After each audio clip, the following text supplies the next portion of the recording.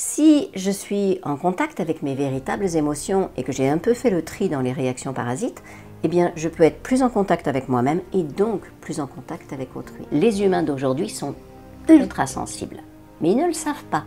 Ils ne maîtrisent pas leur sensibilité. C'est ça en fait le problème.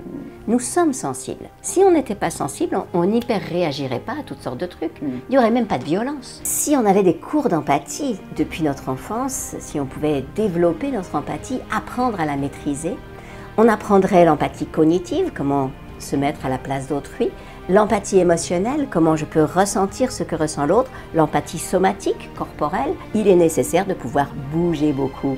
Et donc faire des grands sourires, faire des mimiques, jouer avec un enfant, tout ça, ça enseigne l'empathie.